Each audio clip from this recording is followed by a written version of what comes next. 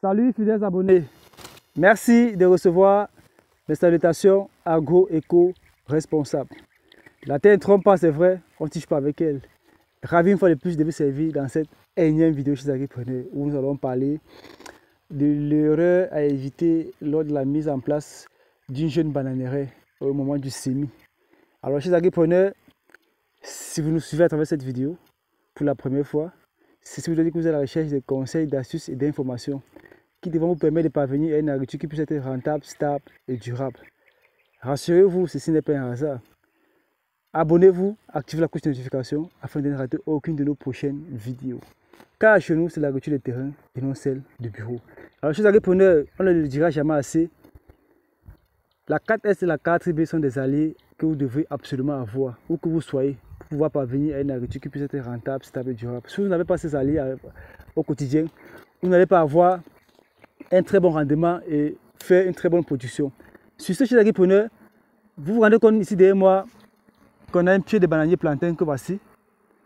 Mais on dirait des siamois ou des jumeaux. Ce qui n'est pas bien pour une jeune bananeraie.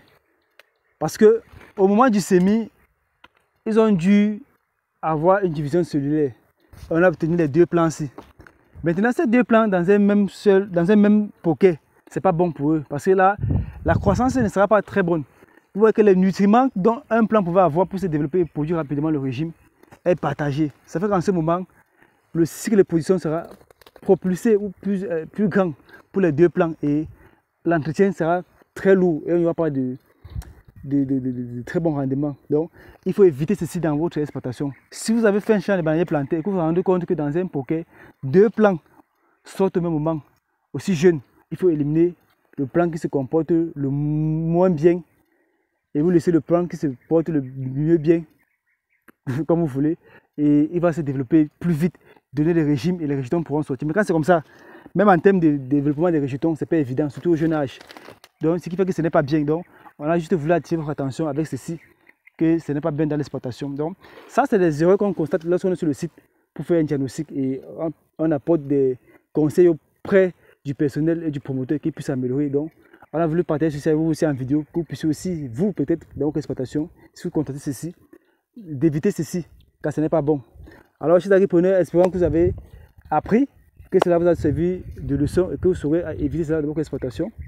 Disons à très bientôt pour un sujet encore plus intéressant et encore plus alléchant. D'ici à là, portez-vous bien.